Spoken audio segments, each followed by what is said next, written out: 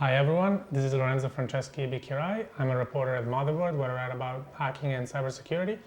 We're here today in Baltimore at the office of ISC, Independent Security Evaluators. Today we're going to hack some video games. But first I just wanted to tell you guys that today we published the Motherboard guide to not getting hacked. You can find it at motherboard.vice.com/security guide with a dash between security and guide. Please read it and remember this is like a basic guide. It's not a silver bullet, but it's a good start, and share it with your friends and family. We hope you enjoyed, and if you have any advice, any suggestions, any feedback, please let us know, because this is a live document. We want to keep it updated and as good as possible at any time. So yeah, yesterday we hacked a router. Today we're going to hack a few video games, specifically Dark Age of Camelot, Elder Scrolls, and Wildstar. And for that, I'm here with Adrian Bednarek, a security analyst at ISC. Before we start, Adrian, tell us a little bit about you and how you got into hacking. Okay, like Lorenzo said, my name is Adrian Bednarek, and I'm a security researcher and analyst over here at ISC. I've been playing online video games since they were a thing, over 20 years of online gameplay experience. During that time, I got into hacking them by just trying to figure out how they work, how other people cheat, because we've all played games and there's always wall hackers, 360 no-scopes, and people teleporting around and doing crazy stuff. So I was like, hey, how does this work? So I decided to reverse engineer the clients, and then I found out the the secret sauce is in the protocol that's talking between the game client and the server. So I, with a friend, focused on creating tools that aid us greatly in circumventing encryption and protocol protection mechanisms like packet sequencing, HMACs, and stuff like that. And we really tap into the protocol and have fun. I mean, a lot of crazy stuff goes on.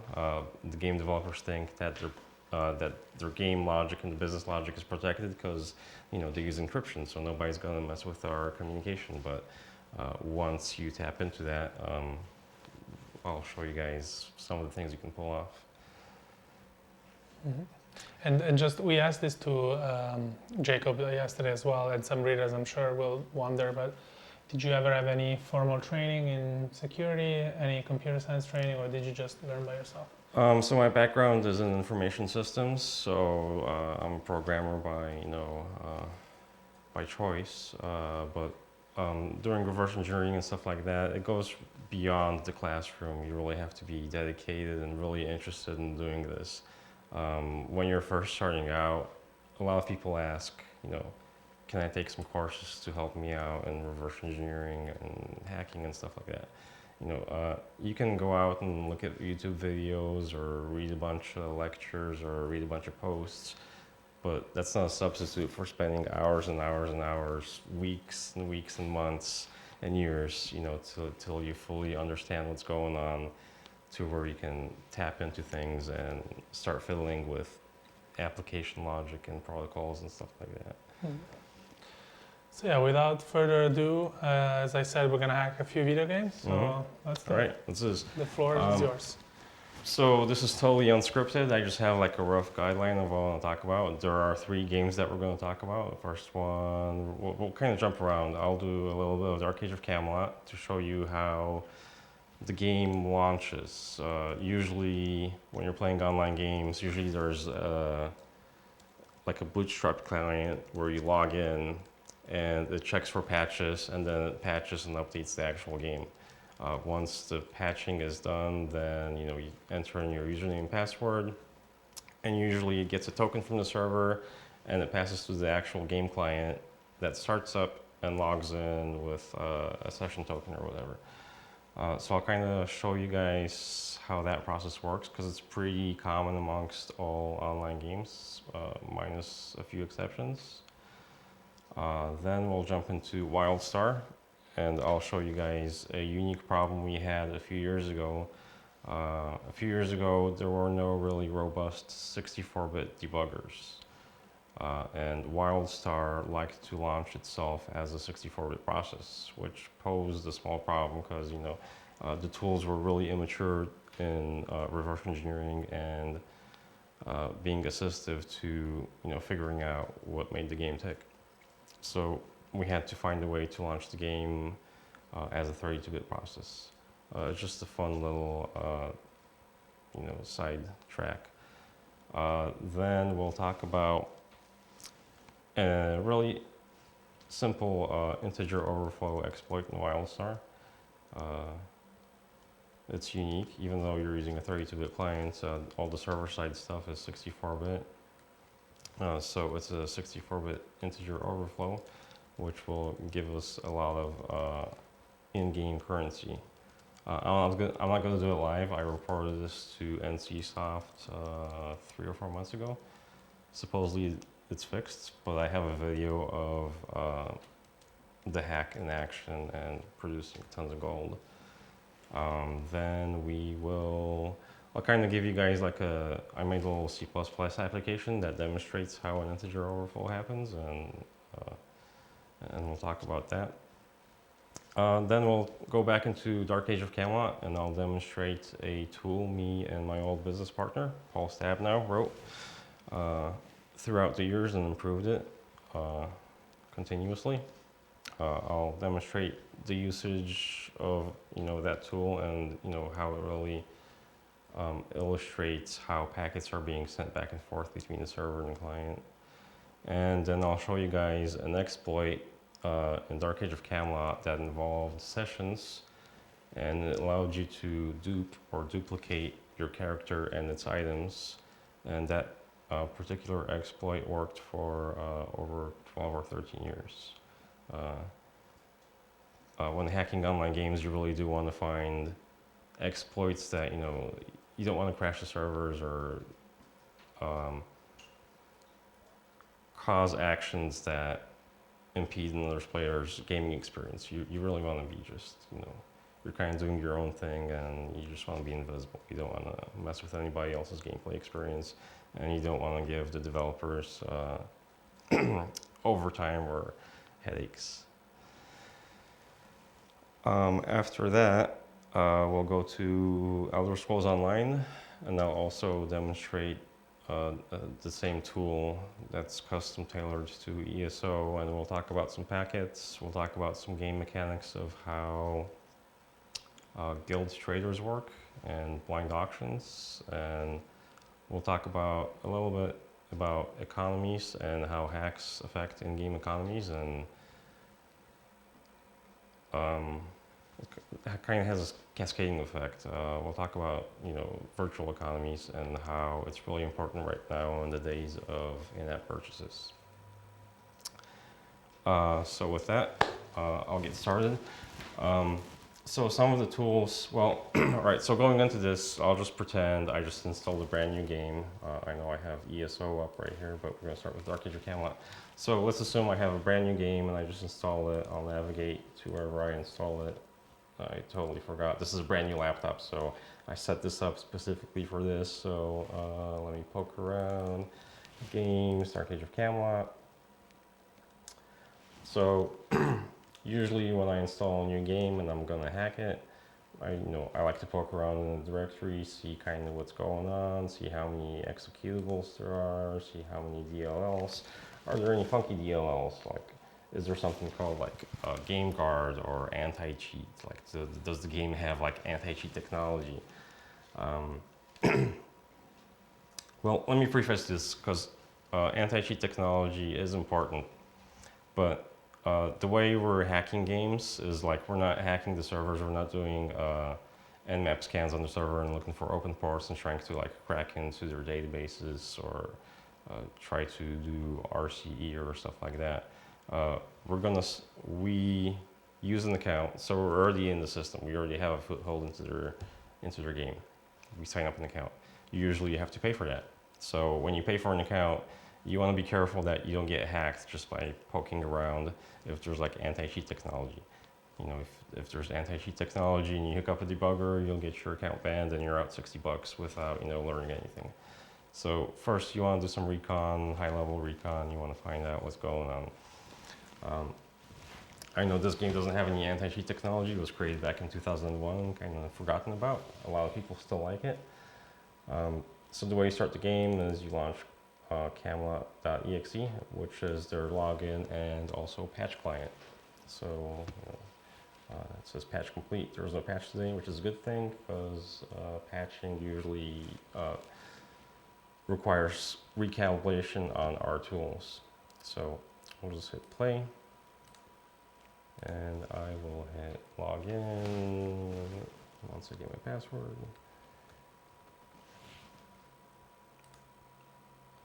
And then you're presented with a server selection list, and the game launcher closes and the game starts up. So it's your typical scenario. You log in using a different application, and then that other application starts up the game client.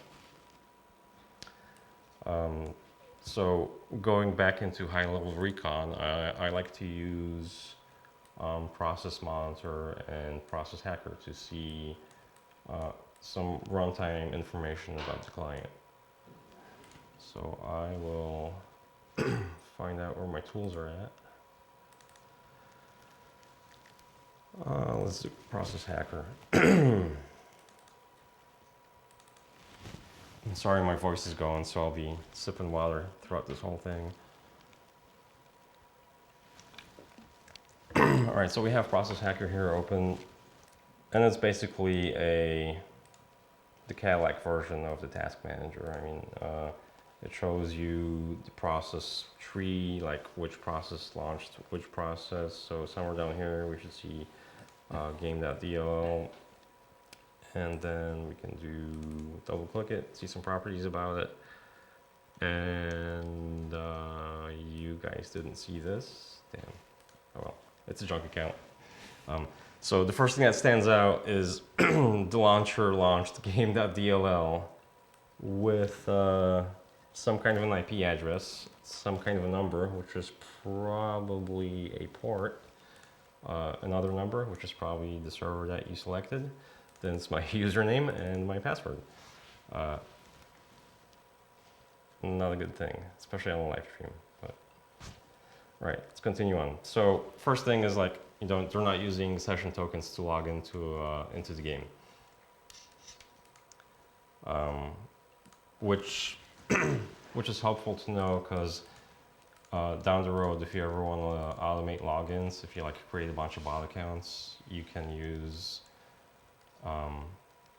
this knowledge to basically launch game clients willy-nilly. Actually, let's see if we can do that. So we'll close the game client.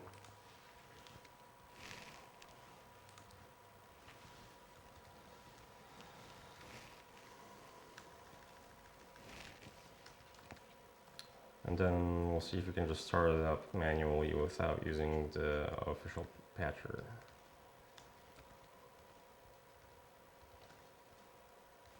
And then we'll do start game.dll with all those crazy arguments, and voila, you bypass the patcher and maybe some other things. Like suppose they ban your account and the launcher checks to see if your account is banned. But if you actually pass the arguments to the game might log in even though your account is banned. That's happened in a few cases. But anyway, we're doing like high-level recon. I'll try to keep most of this high level. We'll go into some crazy stuff later on, but I'm just kind of exploring right now. So we'll just log in, log into the game, and kind of see what the game's about. Usually around this time, I try to like launch Wireshark, or I like to use Microsoft Network Monitor, and I'll explain why in a little bit.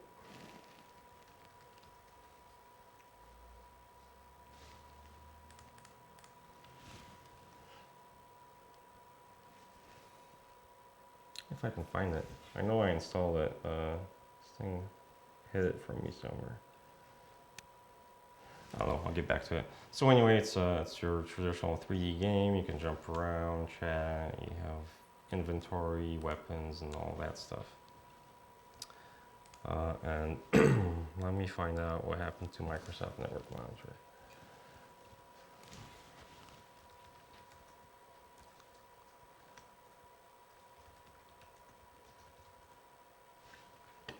No, I don't want Bing.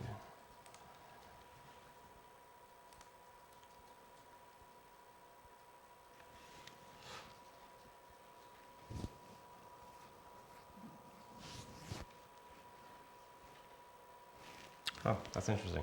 Anyway, it seems to have disappeared. But the point I was going to make is Microsoft, excuse me, Microsoft Network Monitor shows you packets, and it shows you which process those packets came from. So it's pretty easy to filter out all the noise and be like, oh hey, game.dll, I'll send all these packets out. And the point I wanted to illustrate to you guys was the packets are encrypted.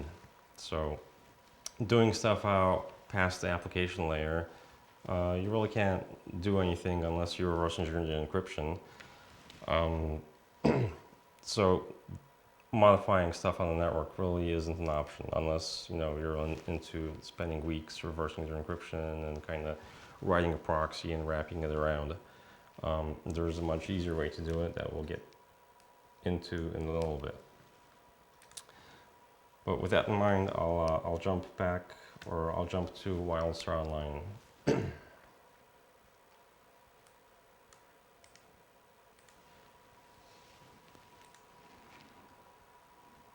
And in the meantime, to the people watching right now, if you have any questions, add it in the comments either on YouTube or Facebook. We're actively monitoring them, and I'm writing down the questions to ask them later. So feel free to ask anything.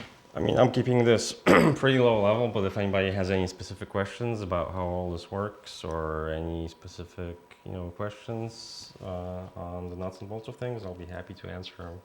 I don't want to go low level and like bore everybody and have like half the stream fall asleep. But let's see. Let's go to Wildstar Online.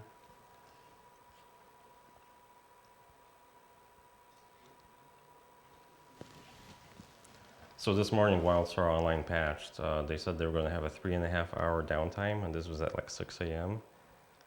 Looks like the servers are back up, so we're good to go. So anyway, similar situation. Holy shit. That's going to make it in the outtake reel. I think we're good. All right, I'm going to put my... yes, please. But yeah, I think we're good to go still. Anyway, so if you didn't see that, I just spilled a bunch of water on my laptop, but there was no perforations, so it all just kind of ran off. It's extreme hacking here. Yeah. With water and stuff and everything. Awesome. All right, I'm glad the laptop didn't flake out. And does my keyboard still work? Yes, my keyboard still works. It's also under warranty, so we're good. So anyway, similar situation with Wildstar. A game client patcher comes up, does some verification. Another important thing to note is the game patcher is always responsible, or usually in most cases, it does verification of the game art files and the game executable files and the DLLs and all that stuff. Because early on, one of the most popular modifications or ways to cheat and hack in games was to statically modify game files that are sitting on your file system. Things like opening up art files for FPS games and like turning the walls invisible, and just replacing all the textures with alpha textures that usually go on walls, so you have see-through walls and stuff like that. So they started, integrity checking the data files to make sure that they are as intended. So we'll start up Wildstar. And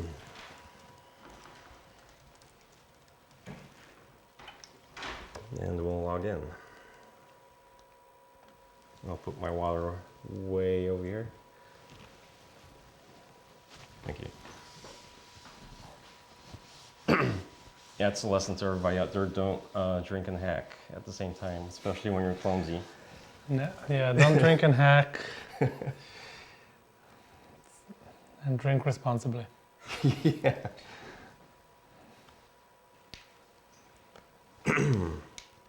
So on this laptop, which you guys can't see, I have like all of my game account information.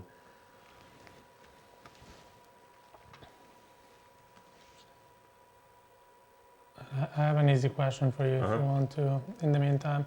Someone asked if these hacking techniques are only Windows specific or if they can be applied to Macs.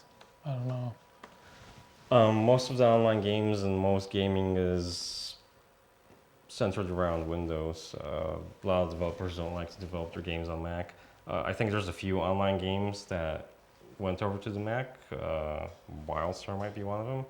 But generally, to save time and not like retool our tools to the Mac platform, we mainly stay on Windows. So this is pretty specific to Windows. The high-level concepts aren't, but we'll kind of get into that as we go on.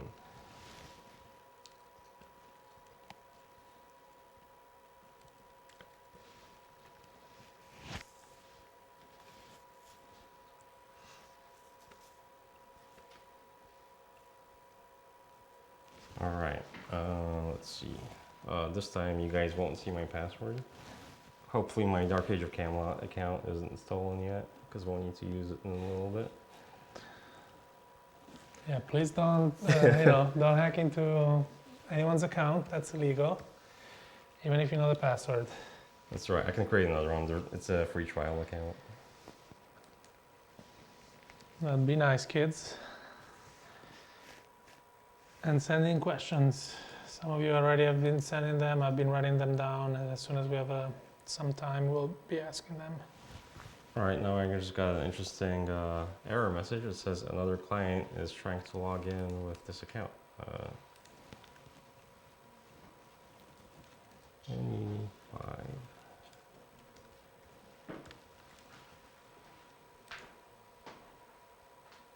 There we go. Must have been an artifact of the patch process. So anyway, I'm showing you the login process for ESO or Wildstar Online right now.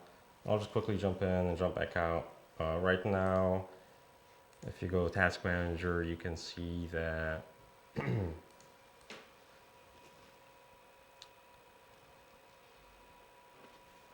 Wildstar is running as a 64-bit process, which back in the day was problematic because, like I was saying, most of the tools weren't mature enough to give fully featured debug functionality for 64-bit clients.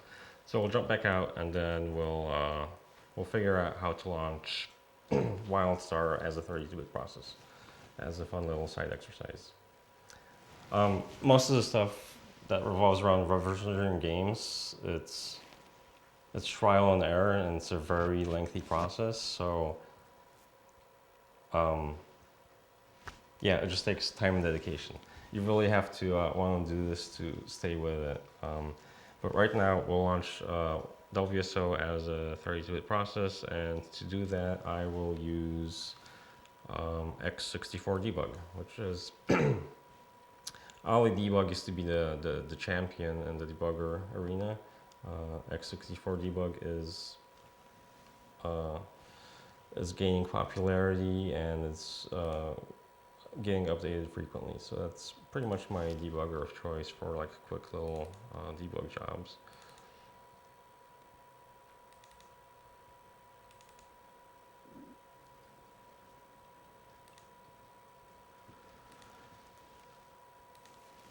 So I will open up the Wildstar patch client.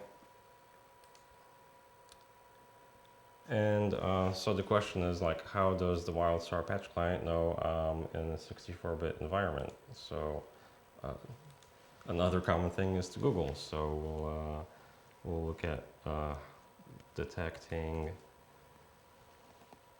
Windows environment 64-bit. Just throw out a bunch of words and we'll see if anybody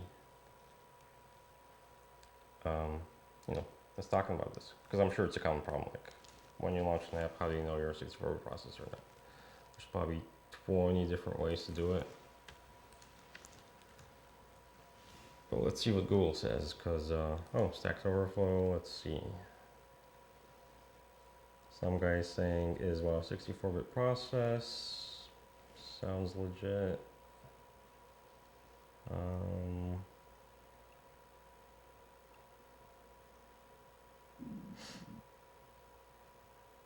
I like this guy, it says get native system info. So we'll go to MSDN and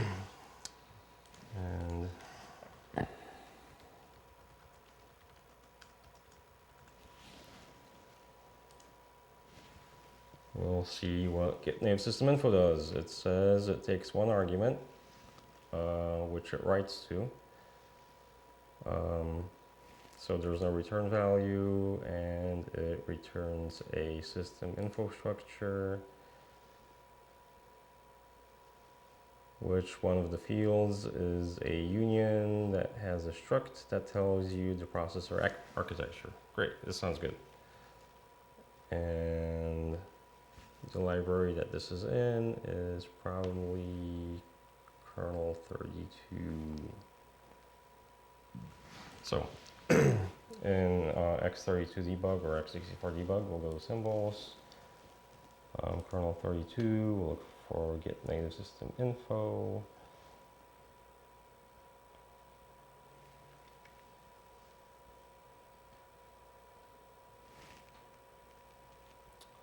Right, and then we'll set a breakpoint, see what happens. Then we'll hit F9 to hit it, and here we are. So as MSDN said, it takes one argument, which is a pointer to a structure. So, so we're inside of the body of get native system info inside of kernel-base.dll. So on the stack, the first item is the return pointer to whoever calls this function.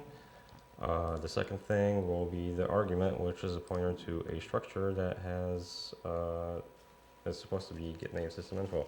So we'll dump the structure in the memory view. Follow the word and dump. Great. And then we will hit, this changes from debugger to debugger, like everybody else has different, but usually control F9. Let's see, we want to execute until return. Control F9, great. So we'll hit control F9, and we'll watch this little area down here to see what get native system info wrote into that structure. It wrote 9, so let's look up what 9 means. We'll go back to the system info definition, and the 9 means it's x64. Great, so we'll change that to x86, which is 0. Great, easy enough.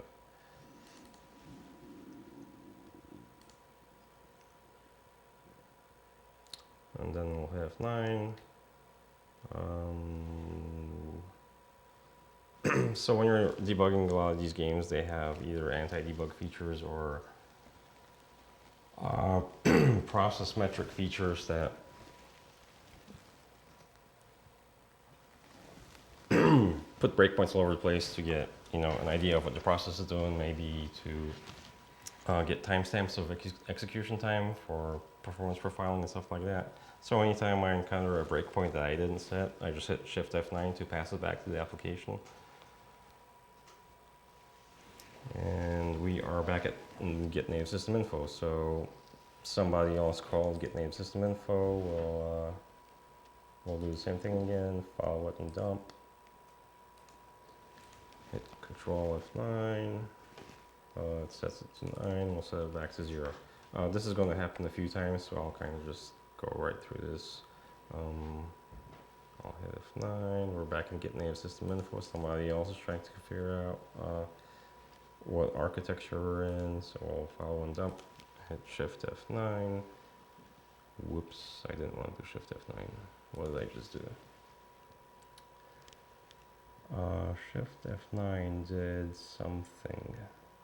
Oh, it just ran it. Let's see what happens. So that time I didn't catch it. So somebody knows that we're a 64-bit process. Hopefully it's not the patcher. Hopefully it's something else. So we'll pass this to the application, pass that.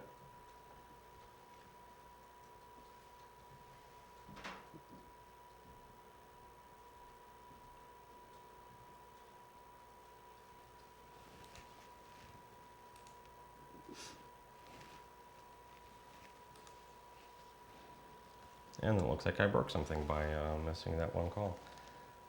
So let me restart and do it a little quicker. Maybe I was going a little too slow. And so I'll check my breakpoints, and I'll go through this really quick. Yeah, we still have a breakpoint on get native system info, so we'll kind of go right through this.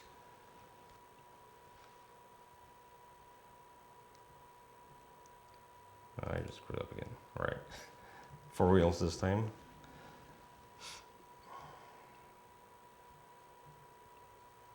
Alright, get native system. Actually, you know what I'll do? I'll set the breakpoint on the return. That way I don't have to do the Shift F9 thing. So we'll just go back to the structure.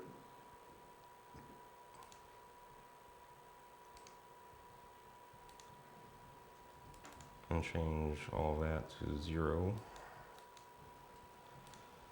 Great.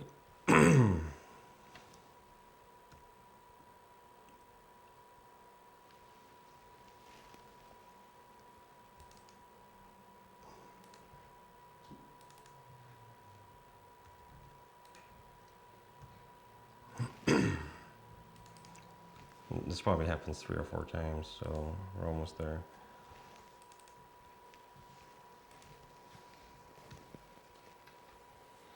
Are we there yet? Oh, shit.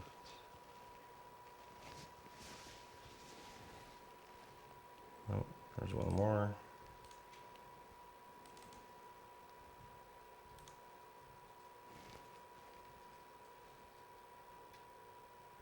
And one more.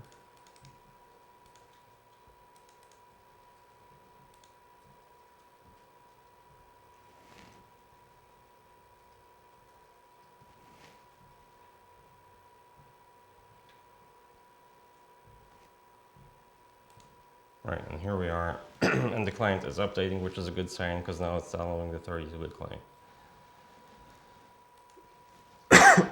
So we'll hit play. We don't care about this. I'll just stop it. That was the patcher kind of doing its thing and exiting out. So now if we go to Task Manager, we should see that Wildstar, wherever it is.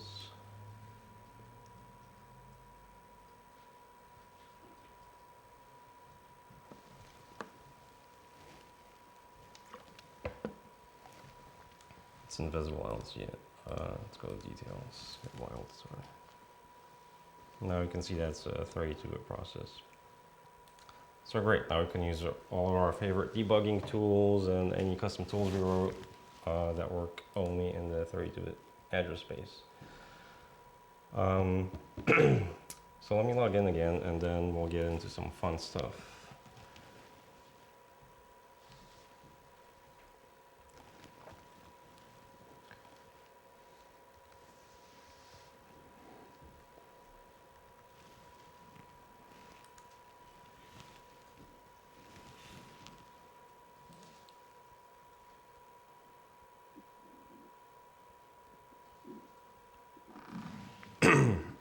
So Wildstar Online has a lot of features.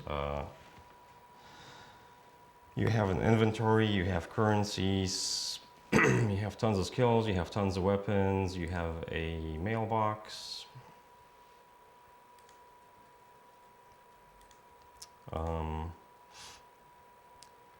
You have what's called a realm bank. That must be new, I don't know about that. You have a credit exchange.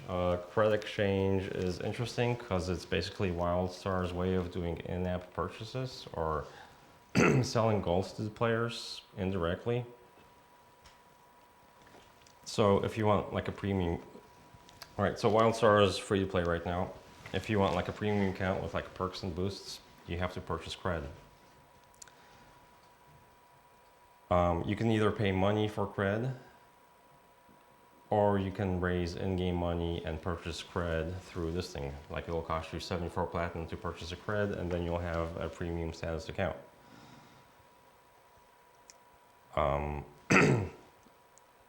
The side effect of this is like if you purchase cred through their website and you pay like $15 for it, you can put it up on this auction house and sell this cred for 74 platinum. So indirectly, they're allowing players to buy in-game currency, which is a good thing to note because once we get to the 64-bit overflow, we'll see what kind of damage that could do if they're relying on players buying cred and selling it to other players to gain in-game currency. So anyway, here you buy it, here you can sell it, and there's like a log of whatever you did in the past. I've never sold any cred in the past, so it's blank. All right, so there's cred and an indirect way of the game company selling you in-app or in-game currency. Then you also have a commodities exchange, which is an exchange used by players to sell either like crafting materials or items to improve their weapons or stuff to craft. This one has a lot of features because you can either buy an item now. You can create a buy order, like let's say you want gold ore, you can create a market order and say, hey, I'll buy like 100 gold ore for 1 copper. It's going to sit up there forever because nobody's going to sell you that for 1 copper. But you can create buy orders, which is pretty unique to online games. I think only 1 or 2 other games have a system like this. or you can sell now instantly, or you can create a sell orders naming your price, and hopefully somebody will buy it now or create a buy order that matches your desired price. We'll come back to this in a second. And then, like in all games, you have your auction house where you list an item and you can either bid on it or purchase it outright. Alright, so this is where it gets a little complicated because you guys have probably seen this before. It's like, how do you draw an owl? You draw 2 circles, step 1, and step 2, you just create an owl. This is kind of what I'll have to do to you guys when explaining this exploit and how to get to it. So me and a friend of mine, we've been doing this for a long time, and over the years we created a lot of custom tools, proprietary software that I shouldn't talk about, but I'll give you guys a gist. So when you're talking about online games, every single action basically sends a packet to the server. Like if you jump up and down, you send a packet. If you say hello, you send a packet. Actually, let me jump back to Dark Age of Camelot right now, because I can illustrate exactly what's going on. If somebody didn't steal my account.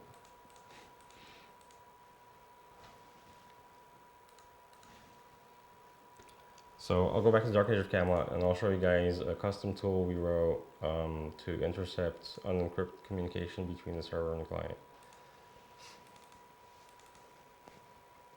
So it's like a Wireshark for... Yeah, it's kind of like Burp Suite, or... Yeah, it's kind of like Burp Suite at the application level, or Wireshark at the application level, because once you start from an application and an application's UI events, as the data goes down the network stack, the OSI layer 7 mumbo jumbo that we all had to memorize in school, more data gets added onto it to, you know, give it routing data information and just more and more metadata about the packet and where to send it. And when it comes back, data is stripped off, and as it reaches the game client, you pretty much have, and when you reach the application layer, past the network sockets and all that, you pretty much have the raw data, the business logic, and the game client is dealing with. So we don't want to deal with like IP headers and all that stuff. We just want the raw data that the game is acting on. So it's necessary to tap into the client and get just the nitty gritty of like what's going on. We don't want any noise in the data. We just want exactly what the server and client are acting on. So I'll launch this game. Hey, nobody stole my account. Great. Actually, I think they need my email account to do that. So they just had like the username and password, which isn't enough because the username isn't the email. So anyway, so I will be using 2 tools to pull this off. And let me see if I have any diagrams. All right, let's talk about inline hooking. So processes in the Windows world are kind of a complicated thing, but if you were to ask me to summarize it in like under a minute, I'd say that each process, all right, so when you go to a process in Task Manager, each process has a process ID, and each process has either 1 or more threads. Sometimes you could have a process with 0 threads, but each process has each process has many threads, and each thread is tied to a process ID, and all of those are tied to a virtual memory space that Windows manages through Intel hardware to allow virtual paging. So each process is running in its own virtual universe when you're talking about accessing RAM and things like that. So if you want to modify a game's functionality runtime, you have to create some code and put into that process's address space and take over the instruction pointer to cause execution of your code. So you can, basically man-in-the-middle things at the application layer. So what I'm using here is a DLL injector that we wrote, and it lists out all the processes, kind of like task manager, and you select your target process, and you select a DLL that you want to inject, which is this Age of Camelot one. Then I'll hit inject, and I didn't launch the injector as admin, so it's gonna whine. So let me go back.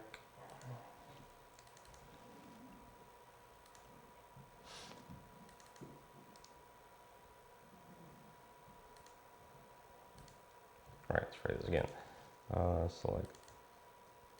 So we're injecting a DLL into the address space of this game client.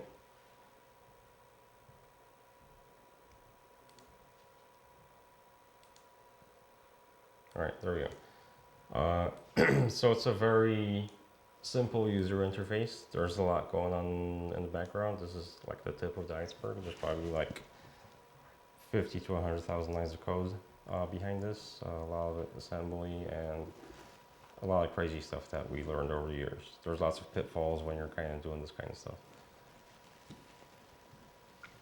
So anyway, three main features. 4 main features. As you saw, I just hit receive logging and I saw a packet come in. You can also hit send logging and see packets going out.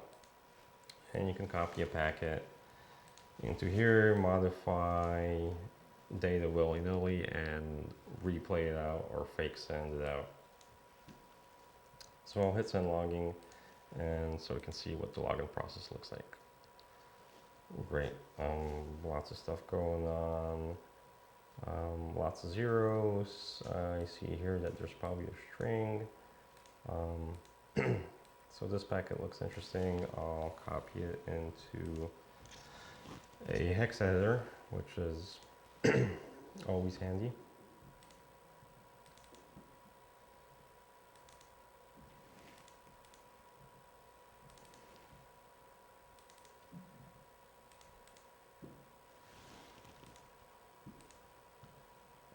I like to use WinHex. I started using it a long time ago and I'm just stuck. There's probably better ones out there, but this is the one I like.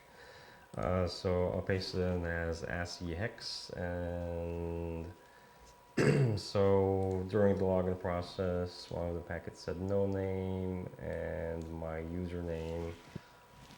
Right, nothing too interesting. But anyway, I'll hit play.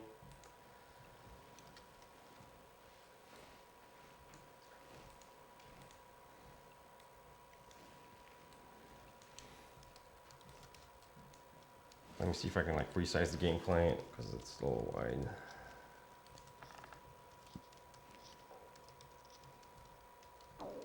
I can only do it during the login screen. But anyway, so as you can see here, I'll move this around. So as you like run around, you can see all the packets that are going to the server. You can kind of see obvious patterns right away, like how the heck do I get rid of this window? There we go.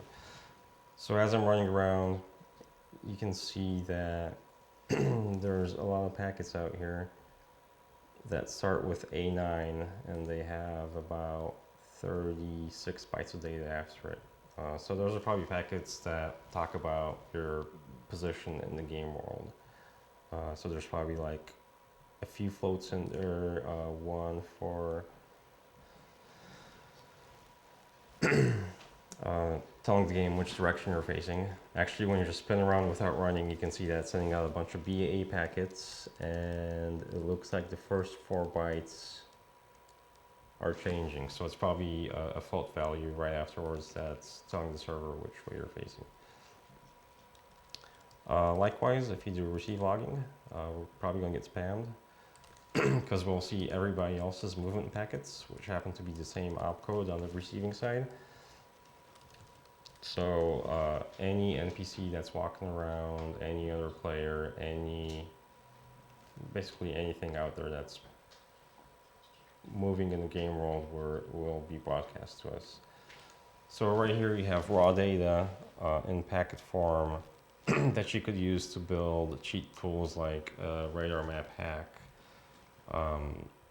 Just really gain knowledge about the game world that the other players wouldn't have. Like if there's somebody running inside of that building, you'd be able to see it in packet version. So you could extend functionality if you really wanted to pull up a GUI with like a map and plot out all these floats that describe your position in game. So right off the bat, you're looking at gaining advantage over all other players.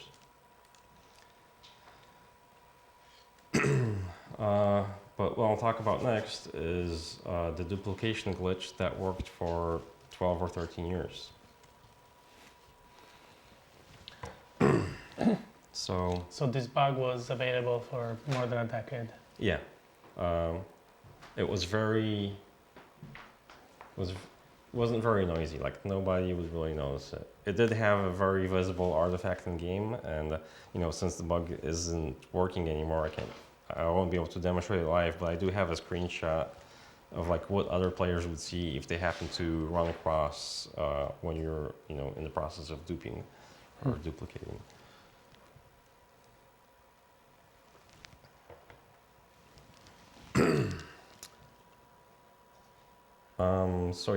So one day I was interested about what happens when you log out of the game. So I'll hit quit, and if we watch the send window carefully,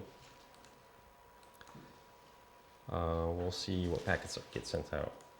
So I'll hit quit. This is going to happen really fast, and it sent out, the one of interest is a 2-byte packet that says B801. Because that's the very last thing the game client sent before it closed. So after that, there was absolutely no communication. So the packet B801 is basically like a kill switch for your game session. So let's log back in.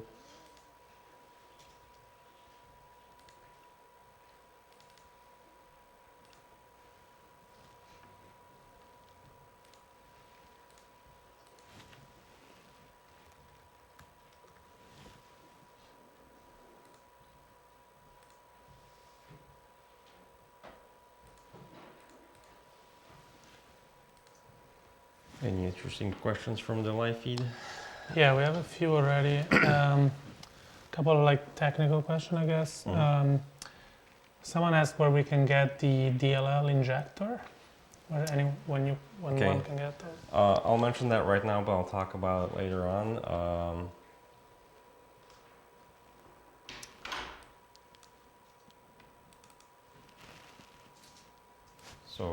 The DLL. So when you're hacking online games, you can use tools that are out on the internet, but that's really a dangerous thing to do because game companies are also watching to see what tools people are using to hack in their games. So what they do is, like, when the game is running, they'll do a signature scan on, like, if there's a DLL inside of the process space of the game that doesn't belong, they'll kind of be like, hey, why is this here? And they'll do a signature scan. Is it a known cheat tool? And if it is, they'll ban you. Some of them are really invasive, like some of the anti-cheat technology are really invasive, and they'll scan your entire hard drive and they'll be like, hey, do you have any known cheat tools? If you do, they'll just preemptively ban your account. It kind of goes overboard. There was a case when Valve, their Valve anti-cheat technology was really tuned up to be really strict. And it was looking for keywords in memory that are associated with known cheat tools. Like if a debugger has a debug string inside of the debugger to let you know something's wrong with the debugger, Valve anti-cheat was looking for this debug string in memory. And so some guys were trolling, and they'd go into like a chat room inside of the game and start spamming out these keywords that would get people banned. So anybody that saw this chat message with a bannable word because it's associated with a cheat tool would get banned. So like thousands of players would get banned. So sometimes it can backfire, and The trolls really like it. Sometimes it can be funny. But yeah, it does happen. And since we mentioned anti-cheat technology, someone else asked if you have ever reverse engineered anti-cheat technologies like BattleEye or Easy Anti-Cheat. Right, so they're probably asking about BattleEye for player-unknown battlegrounds, because that's what it's using. Not BattleEye specifically. There are a few we did reverse engineer and defeat. One of them was Themida. It's one that obfuscates the game code.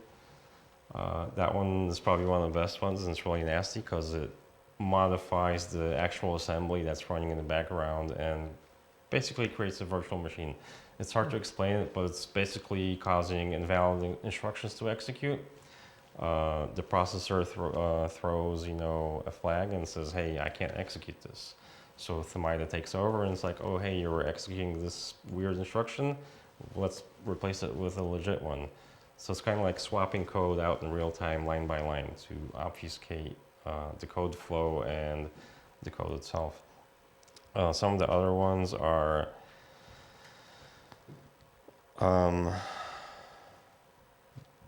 there's a few of them. Some of them, a lot of the Korean games or the Asian games use anti-cheat. One of them is like Game Guard, I think, and that one we can bypass.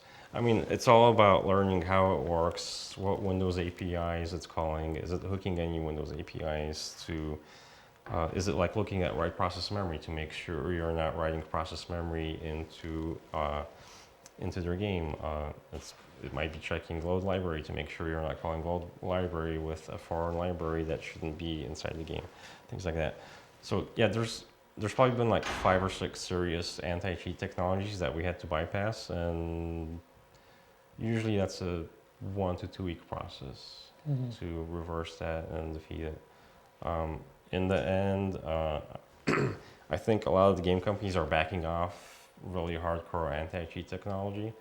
Not in the FPS world, because FPS world is all different, but like for MMOs, it creates a lot of compatibility issues and maintenance issues, I think.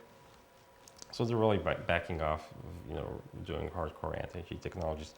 But anyway, we were talking about DLL injection and frameworks to hook functions, and there are lots of public ones. There's a DLL injection tool called Zenus, and it's built on top of Blackbone. That's a popular one right now. It's fully featured and has tons of different ways to inject into the process address space.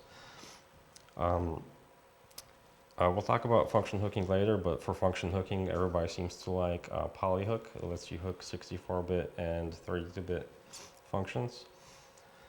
But like I said, these are public tools. They are open source, which is good because you could modify it a little bit to maybe bypass signature scans.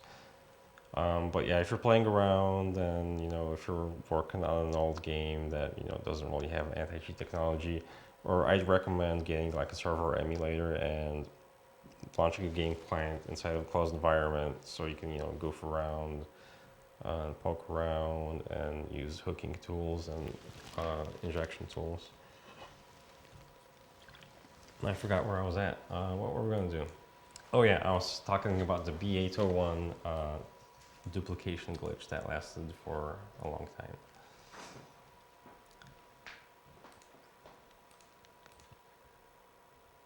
So let me get set up again and inject our little tool.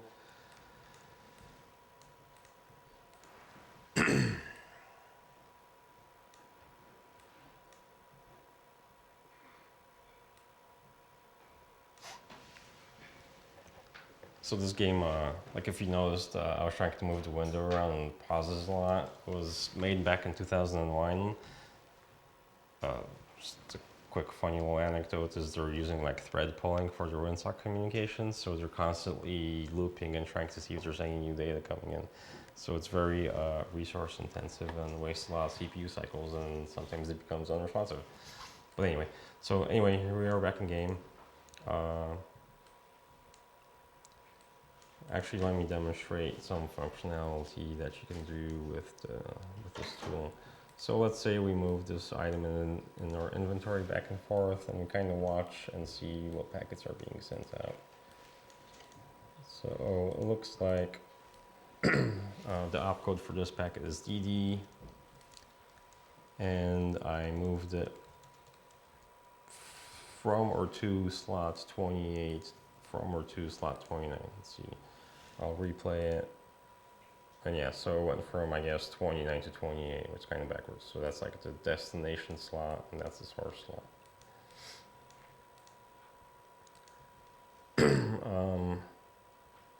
Just by looking at it, so I know in this game the opcode. So what the opcode is in the packet is, so this game has like a really low level protocol. It's really packed and efficient. So basically what they're doing is when the server sees a packet like this, you know, they get 9 bytes of data in, they go, what's the first byte to describe the functionality of this packet? And on fixed size data packets, they basically cast this into a structure and then pass it to a function. So you're basically getting RPC functionality. You're basically calling remote functions, which can be dangerous if if you don't follow good secure coding practices. But anyway, so like I was showing, you can fake send data around to move stuff around in your inventory. You can replay chat messages. I'll just send the same thing out again. You can modify chat to, you know, BAA or KAA. All right. So I mean, so in this little window, you basically control everything the game does. So technically, you could basically remove this client and write a bot that's completely headless. You could modify, create, and send packets to basically take over gameplay control. A lot of the Chinese do this. They like to run hundreds of clients on farming computers or farming operations, and removing the game client that's using like, you know, a gig of memory versus, you know, running a little piece of code that's, you know, 50 kilobytes in size. They could run thousands of game clients on a single, you know, desktop, possibly. And in some games, you see that, like Final Fantasy was a bad one, where there were like farmers teleporting around all over the place, like in hundreds of, you know, different teleporters, just completely destroying resources and the economy. All right, let's make sure I don't spill my water again. So back to the B801 packet. I'll just send it again right now. And they did fix it, so I know that the result will be not very exciting. Nothing happens. I can still walk around and move. So back in the day when this did work, if you remember, when you log out, the very last packet you sent was B801. So they fixed it. They ignored the B801 packet if you're logged into a game session. In the past, when you sent this, your screen would go to like a loading screen and would say your client was disconnected. When I first did this, I was like, okay, that's interesting. I probably like crashed the server or something. When I logged back in, there's an aptly named image file that I'll show you guys right here. It's called DAOC WTF. When I first logged back in, I saw this. My character was called Anki, and I had 2 instances of my character. So fiddling around with this, I figured out that, right, let me back up a little bit. In the Age of Camelot, when you drop an item on the ground or when you spend money at a vendor, that doesn't get committed to the database right away. They store everything in a structure in memory, and information about your character gets committed to the database every 5 minutes. They'll actually even notify you in the chat window. It'll say your character has been saved. So you could log into the game, pass off your gold and items to another player that's waiting by. It could be in your control, it could be your friend. So you give me, you know, like 1,000,000 gold and like a bunch of castles and epic weapons. And then you hit that B801 packet, which disassociates your session from your in-memory structure. You log in again and you pull up a fresh copy of your character from the database, which has, you know, the 1,000,000 gold, epic weapons and all that. So you duplicate pretty much everything. And this is an interesting bug because it really wasn't very noisy. I mean, obviously in game, if somebody ran by and they saw 2 copies of your character, they'd be like, WTF. So whenever we did this, we pretty much did it in areas that were very low traffic. Eventually, the duplicate character that had the orphaned game session would get cleaned up and disappear after about 30 seconds to a minute.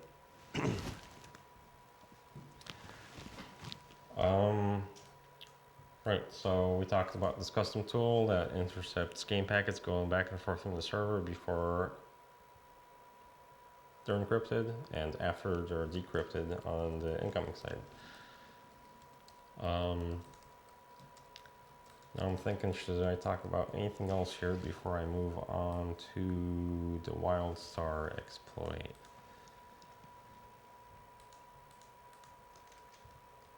Probably not. All right, let's move on to Wildstar. This game takes forever to log out, so I usually just kill the process. I'm not gonna wait 20 seconds. Let's see, let's go back to Wildstar. How are we doing on time? I think we're good, yeah. Okay. It's been an hour, but Mm-hmm. it's been an hour already. So for Wildstar, I did report this bug and I assume it's fixed. I won't go into the game to you know, prove that it's fixed. I'll go back and show you guys a video of the exploit in action and kind of explain what's going on. Let me get this full screen. So like we saw earlier, I'm in the game walking around. I have like 130 platinum and I'm about to pull off this exploit. I'll talk about it as I move along in the process.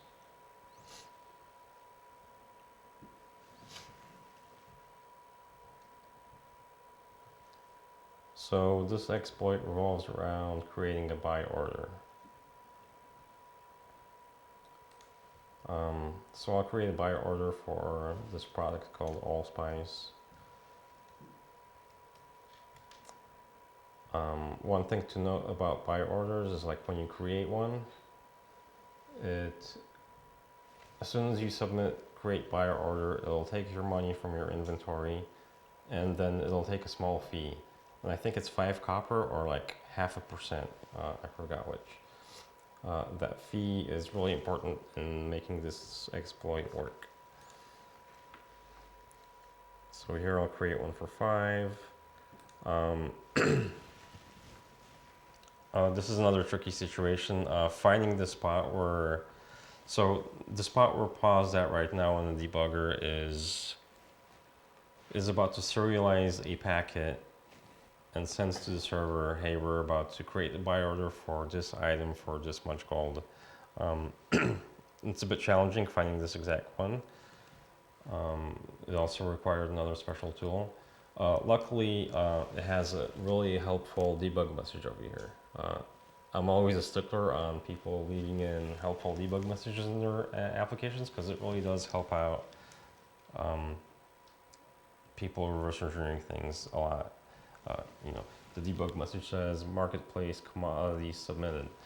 So, oh hey, this is probably code that handles a marketplace commodity submission, which is exactly that. So we're here broken on this line. We're about to call something. 6CA, I believe, is going to be the first D word in the packet. That's going to be the opcode. The entire packet is on the stack here. These may be pointers to IDs, the item GUIDs. I forgot exactly how all this worked. A bunch of data we don't care about, but here's 5 followed by, well, 5 in the D word followed by 0 in the D word, and the same thing replicated. So I'll change the value to make sure that where I'm at right now is going to have an effect server side.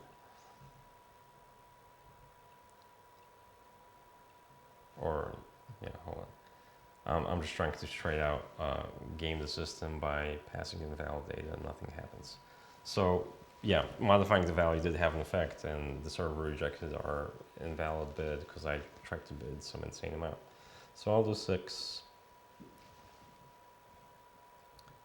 And here's the really important part. I'll try and pause this in time. Right, so on the stack, I changed the price to 7F, FFFF in 64-bit land, which is the largest unsigned, largest signed 64-bit value, which is like 9 quintillion. So you're right there on the boundary of positive and negative. What's going to happen is the game server is going to add that 5 copper fee or 0.5% fee, and it's totally going to destroy the game logic and how it handles the entire transaction. So I'll kind of explain that more in the C++ project. We'll step through and see what the logic looks like server side, or what I assume it looks like. But yeah, so I'm about to send a really high bid to the server. That's one copper away from the largest negative value possible, which the fee is going to throw me into. So let's see what happens there. On the lower left, pay attention to my platinum. I have 130 right now. And now I have a lot. It can't, the game client isn't built to handle a number that large. So to verify, if you go, I went into my marketplace summary and I listed which buy orders I have that are active. And I have one for 9 quintillion. So I don't really want that up there because this is publicly visible, and any player that's looking at allspice, they're like, hey, somebody's offering to pay 9 quintillion for one allspice. So another player could go in and like sell it to me, and they get 9 quintillion. I don't want that to happen, so I quickly remove it. And when you remove it from, when you cancel it from the commodities exchange, it goes to your auction house. You can see here that the server sent me some informational messages that I received negative 200 billion, which doesn't make sense. There's a debug message that you can fire off to show you your exact gold amount, and I have 9 points exponent 18 platinum. So let's see what happens next.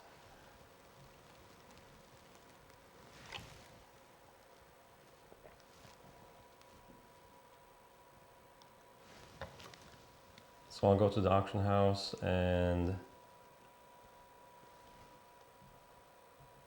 I get like a crazy amount back in the mail. Even though I already have like 9 quintillion, I'm getting like 200 billion more. Because the game logic totally blew up.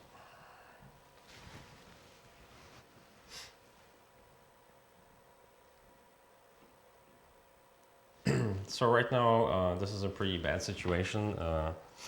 If you're playing a game and you accidentally find an integer overflow and you have a ton of money.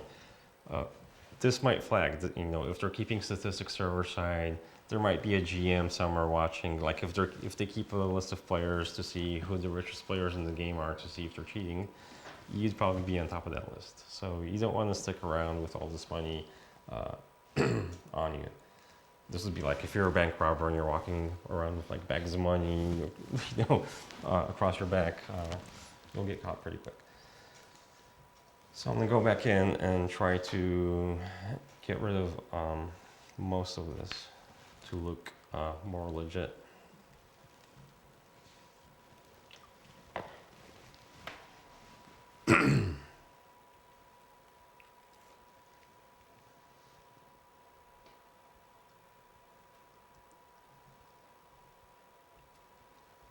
I calculated the value, or my friend calculated the value beforehand, because it's tricky calculating how much you need to bid with the fee added to remove just the right amount.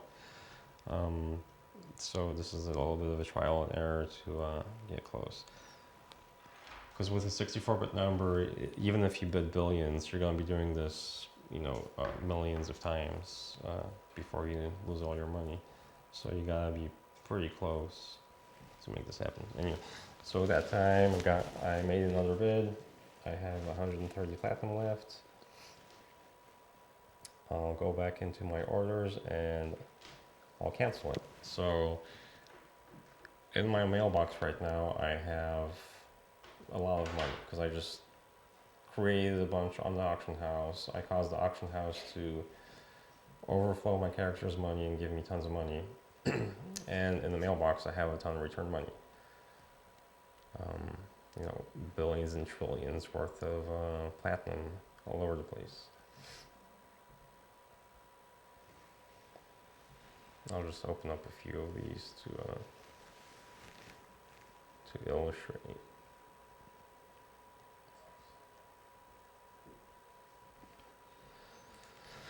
So anyway, the point is you have a single character here that abused a really simple bug that could totally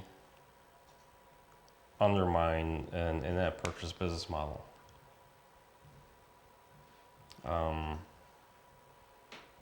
This particular bug was active from when the game first came out, I think in 2013. And it was finally fixed just a few months ago when I reported it to NCSoft. It's unknown and probably unlikely due to the nature of this exploit and the steps and tools needed to pull this off to actually find the code path that leads to a packet being serialized. This is one of the few unique clients where they spent a lot of time in obfuscating their protocol using separate encryption for different data types, strings, a DWORD 32 would be encrypted differently than a DWORD 64.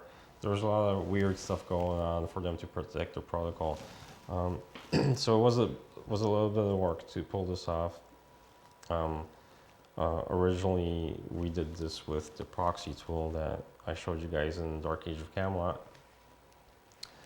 But due to the amount of obfuscation they put into their client, it was really annoying to update the tool we used for each client version. There were about 12 different functions we were hooking to pull this off. And this client patches weekly, or they like to patch pretty often. So updating our tool with each client patch was like a half-day project, which was pretty annoying. So we simplified it and we were like, we're just attacking this one specific function to create a lot of gold. So we'll just kind of, use a debugger to pull this off, which is what we did right here. But it's unlikely to know, or it's unknown if,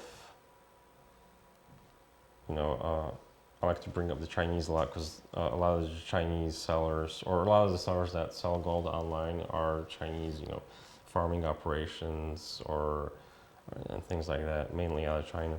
And if a Chinese farming operation had this exploit, they could be hurting the bottom line of this game company by thousands, or depending on how popular they are, by hundreds of thousands of dollars per month. One of the games, Clash of Clans, their financials got hacked a few years ago, and they were generating about $5 million in revenue per day. So if somebody was able to find a bug like this in Clash of Clans and take away 10% of their market, the farming operation would be earning $400,000 a day, but also hurting the income of the company by $400,000 a day.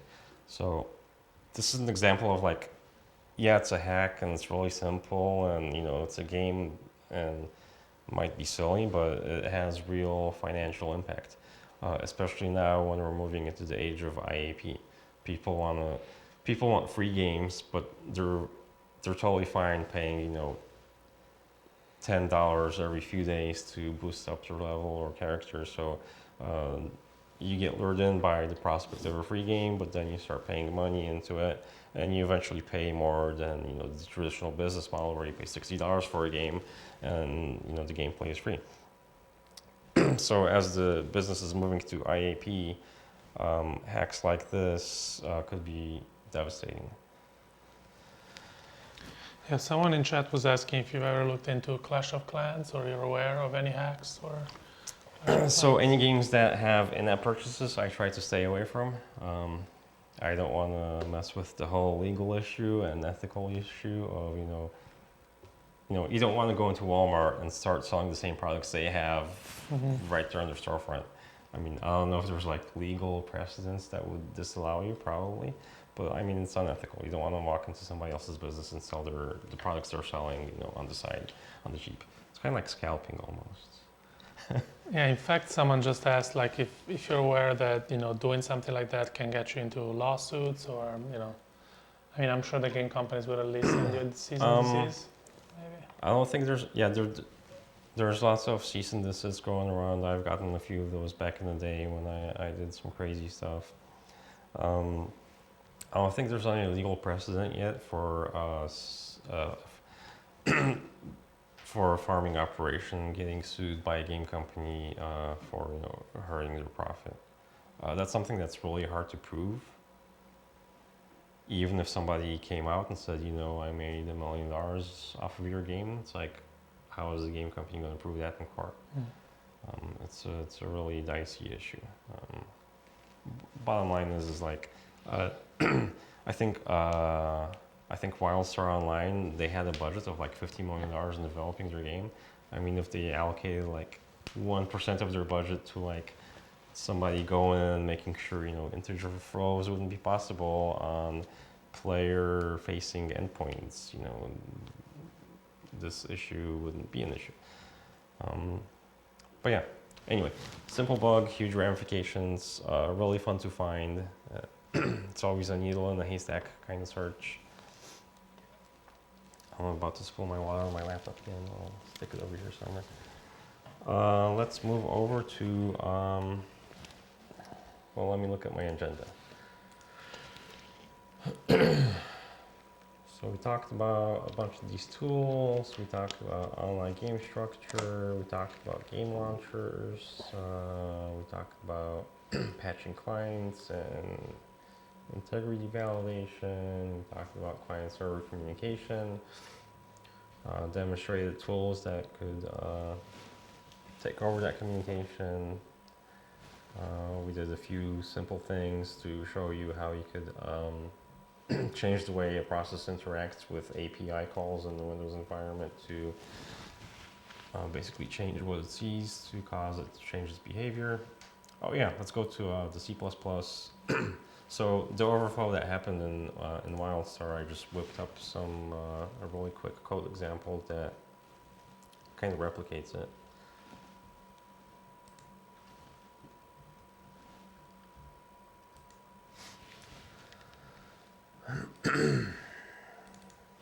So let's see, my little project's called 64 Overflow.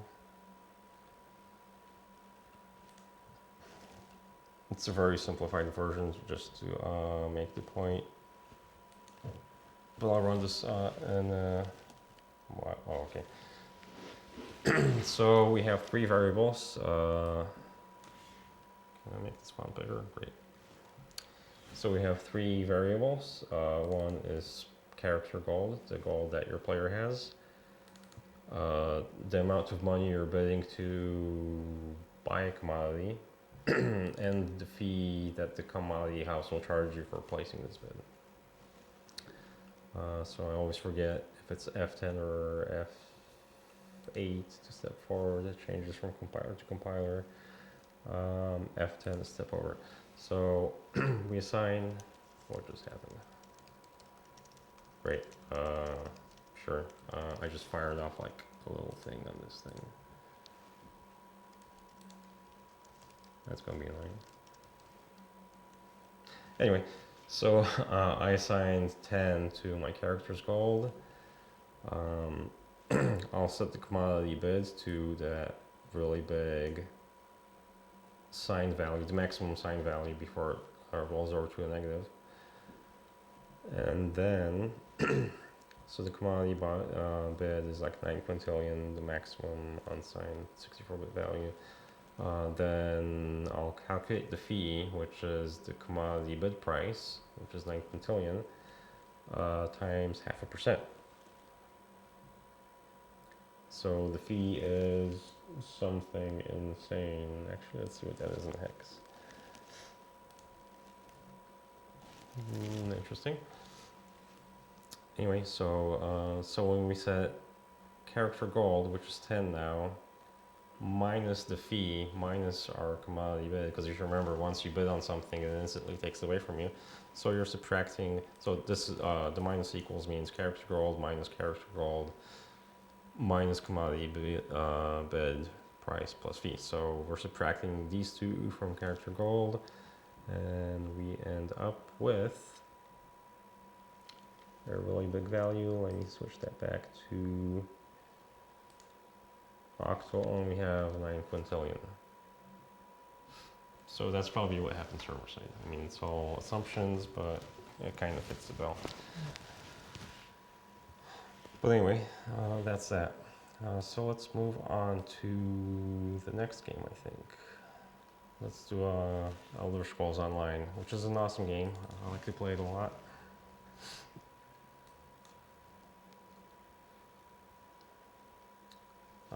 Similar setup, you have a patcher that validates files in the background. If there's a patch available, patches them, and also does integrity checks.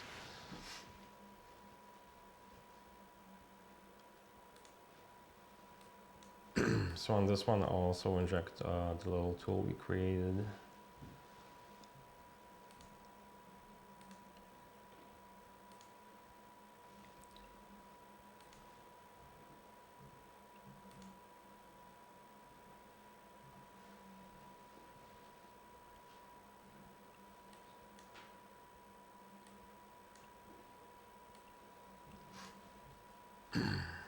All right. Great. Don't care. Next, let's see. Let me get my username and password. I'll use my password.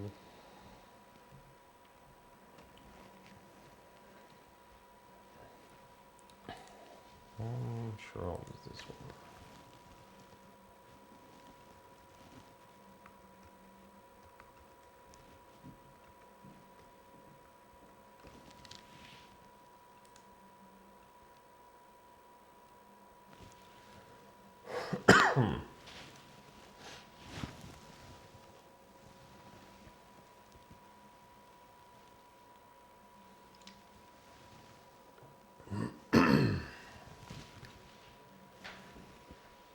So, like we were talking about in-app purchases in Wildstar Online,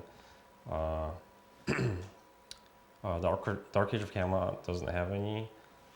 ESO has some, but not to the extent Wildstar Online has. They're mostly cosmetic.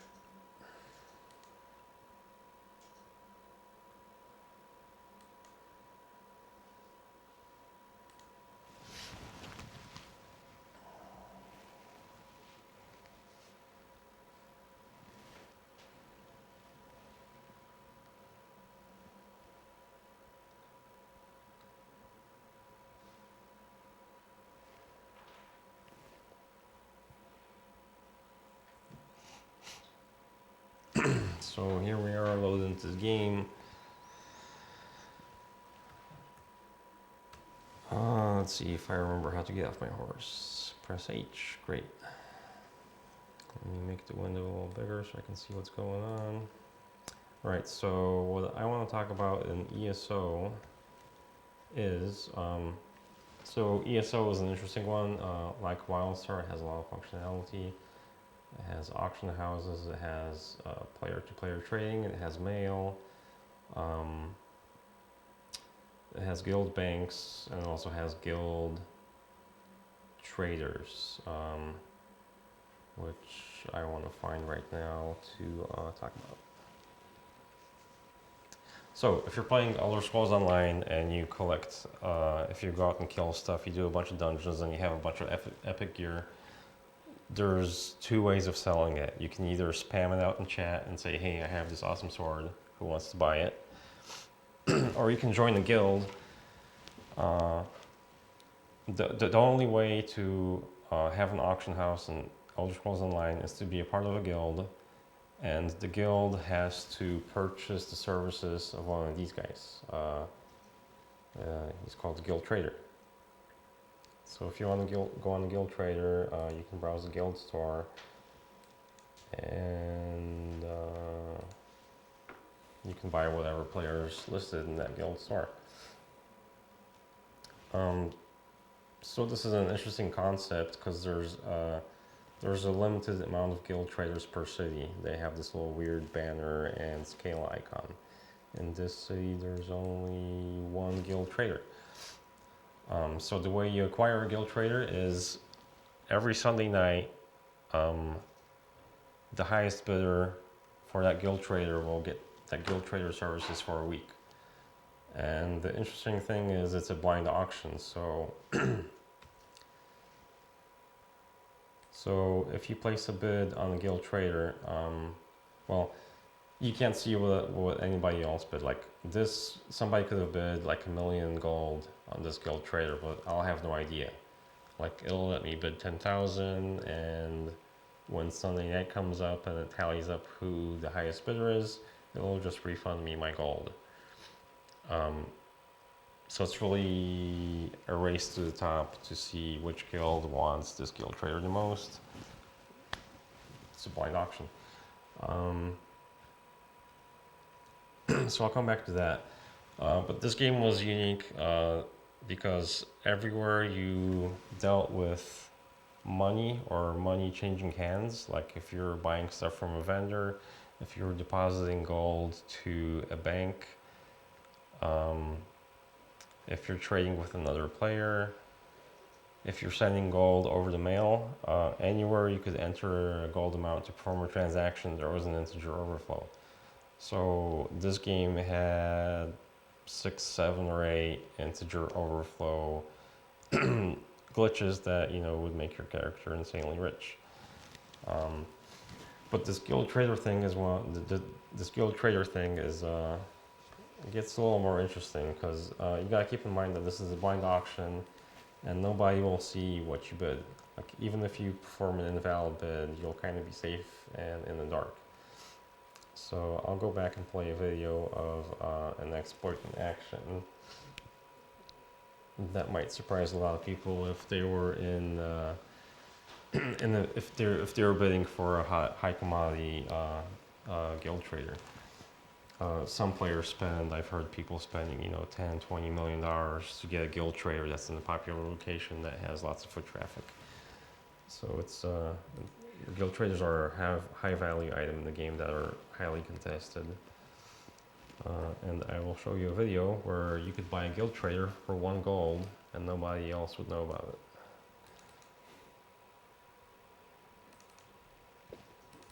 Oops, wrong one.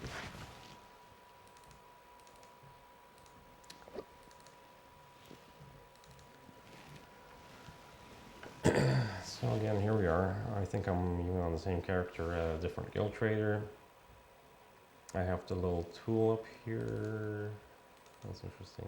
Okay, so tools up here, and anyway, so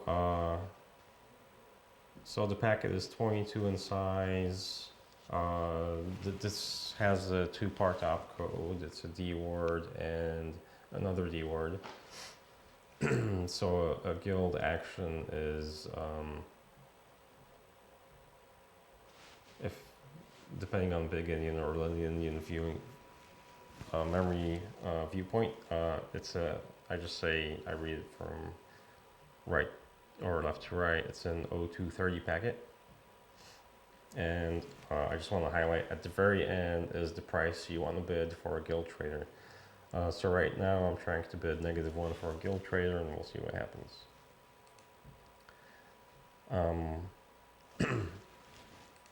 Let me pause again. When I took this video, this is the first time I tried to do this exploit in a while, so I'm kind of fumbling around. But I'd like to point out that this exploit was also in-game when it first released back in 2013 or 14, and it was active till we reported it a couple months ago. So for a 3-year period, you could game the entire blind auction system and buy any guild trader you want for 1 gold instead of spending 40 million gold for the high value ones.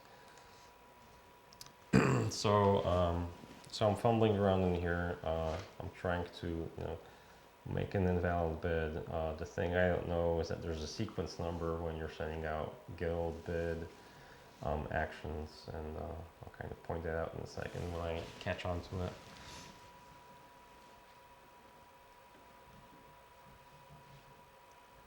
So a lot of games add sequence numbers to their packets to make sure, or to prevent simple replay attacks.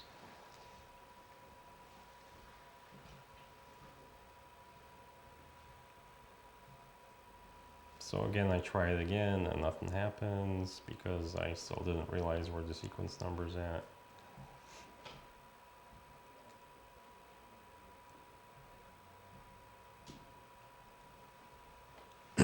Alright, here's where I think I catch on.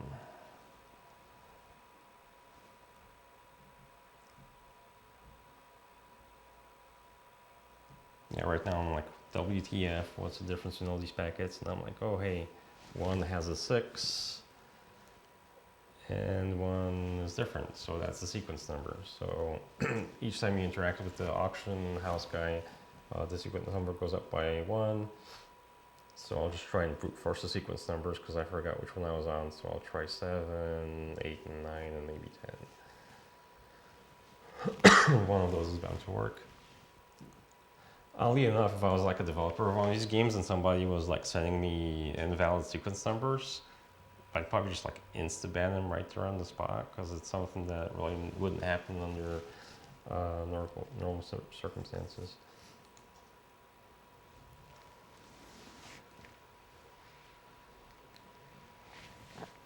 But anyway, here we go, and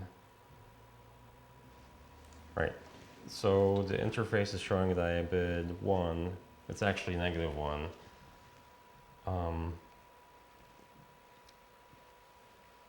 And that goes, so it's a -1 bid, and it breaks a lot of the game logic that goes on to calculate the Sunday night tally to see who was the leading bidder.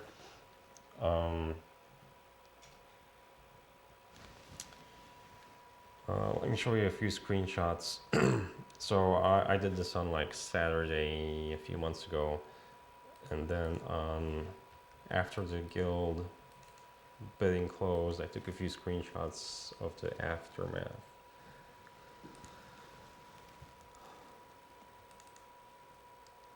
So when you actually win the guild trader, you'll go into the guild's activity log, and you can see that Hilderwatt, which was my character, hired some trader for -1.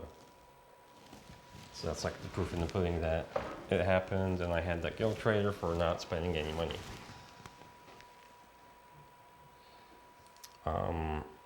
Also, I was looking around some of my old screenshots, and I noticed that I just took a screenshot of, this is a long time ago and this exploit has been fixed, but you could also integer overflow bidding on the auction house. So you could bid -1 on items and the game would send you back, or wait, so I listed an item and my friend bid -1 on it, so the game sent me back an email saying you sold an item and here's your gold, and it sent me 4 billion gold back, a max and 32 Valiant.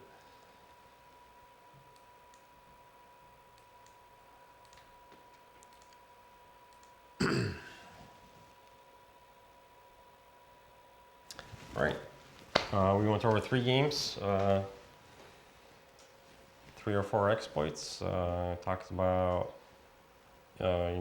using off-the-shelf tools and risking getting detected. Talked about processes and how to inject stuff into them at a very high level. I'll pull up this little notepad thing. This is like a list of tools that, if you're interested in reverse engineering and especially online games, Wireshark and the network monitor side of things aren't very useful. You can sometimes see, usually the protocol is encrypted in some cases. In Final Fantasy 14, they had their launch really went gangbusters, and initially their protocol was encrypted. Like if you opened up Wireshark and you saw the data going across the wire, it looked random. But since their servers got slammed by like 2 million players at the same time, one of the optimizations they did to reduce lag was they disabled encryption on both the client and the server. So for a brief period of time, everything was unencrypted, and anybody using any type of network modifying tools were able to basically fuzz the protocol and find little hacks here and there. Process monitor for high level things, process hacker, just doing some high level recon. IDA, which I didn't show, and I'm not going to get into it. It's a really powerful disassembler that if you want to get into this, you'll have to use. It has a lot of powerful features. Cheat Engine it's a pretty good debugger. It has a lot of anti-debug technology. One of my favorite ones is it can set breakpoints using vectored exception handlers, and that lets it set the breakpoint without actually overriding the process memory. It's a little bit complicated, but if you want to, I'm just kind of shooting out topics for further research for those interested. And the major ones, like you do your high level recon, you do your low level recon, you disassemble stuff, you kind of figure out what functions are doing what, and then you're like, I want to modify the functionality of this game. So that's when you get into like injecting code into another process using DL injection tools like Xenus, using the Blackbone framework. And I mean, you could manually overwrite function bytes and kind of do everything manually, but you really do want to use a function hooking library that will take care of all the nitty-gritty stuff. And that one's called Polyhook. So during this presentation, I kind of gave a high-level overview of like the tools used and the stuff you can pull off and the cool little exploits you can pull off. Some of them can be have an impact, especially if your game depends on selling virtual currencies to players and stuff like that. But that's all I have for you guys. Yeah, we have a few questions queued up. Where would you say, if someone asked you where can I get started with reverse engineering, what is a good place to start? I mean, the best place to start is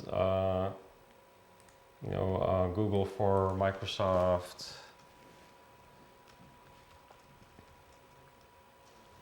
Get Microsoft Visual Studio Community Edition. It's free. You can and then enable the C++ option and just start writing little tiny C++ apps. I mean, if it's as simple as adding 2 numbers together, kind of like in the example I just closed, just write a simple Hello World app, disassemble it, use IDA, use like a debugger like x64 to debug to see how it works internally. Another tool I like to use sometimes, it's an online tool.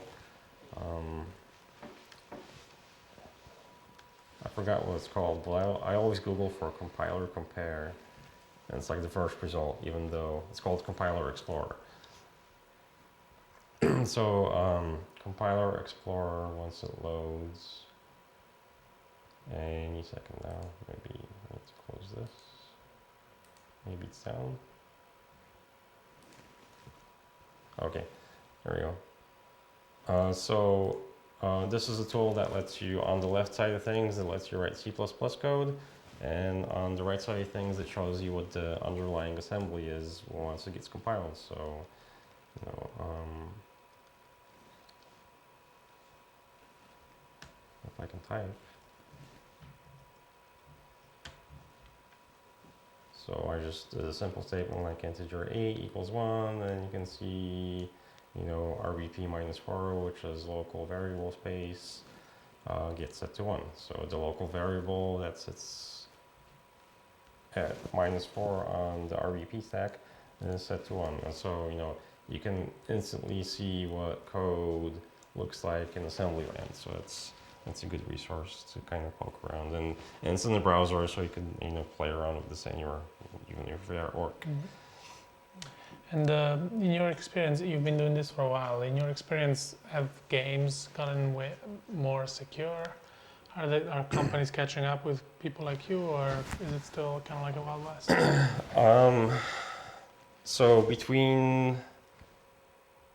So between 2000 and 2008, the games were really ramping up their anti-cheat technology. Tools like the Warden came out, like really specialized tools that were, you know, meant to stop.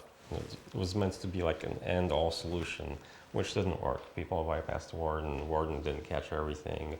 The custom tools we were never caught by Warden, and we. You know, we hacked for fun in World of Warcraft for over a year, and we never had a single ban, and we did cheat a lot. So between 2000 and 2008, game companies really ramped up third-party use of anti-cheat tools, obfuscation tools, and stuff like that, which only made our work it made it more difficult. You know, it added a week or two worth of versioning time on our end. But I mean, once you defeat one tool, you kind of learn what to look for. So the other tools become, you know, easy to disassemble and figure out how to defeat. So after 2008, I think game companies backed off of using tools like that. Maybe because they didn't see, like when they were studying their metrics, they didn't see an impact that, you know, justified them spending the effort and money to incorporate these tools into their games. And then going forward, I think they just totally backed off. Like on Wildstar Online, you know, I've been using debuggers for it every now and then. And debugger is a simple thing to detect, and Wildstar Online doesn't care. Elder Scrolls Online doesn't care. Like a lot of the recent games, they really don't care if you're fiddling with it, which is interesting. Because as you saw in Wildstar Online, you could use a debugger to create 9 trillion gold and destroy the economy if you wanted to.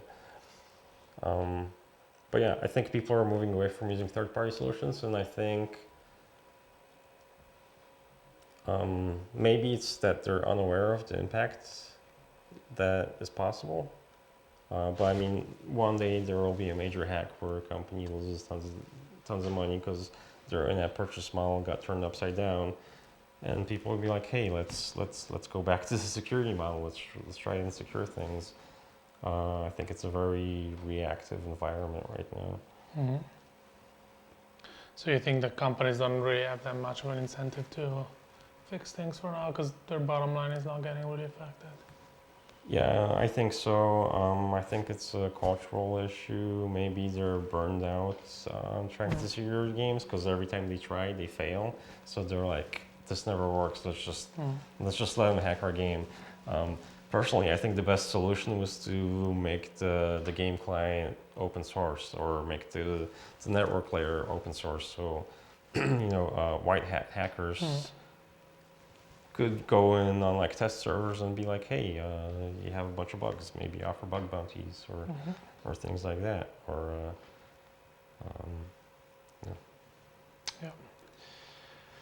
I think we don't have any more questions, so we can wrap this up. right. Thanks, Adrian. Thank you so much. And Right. to everyone listening, we'll have one more live stream tomorrow. I think it'll be around 11, but stay tuned. We'll confirm that tomorrow. And thanks again for watching, and hopefully you enjoyed. And this will be archived and uploaded later, so you can watch later as well. All right. Thanks, everyone. Thank you for having me, and thank you for not stealing my Dark Age of Camelot account.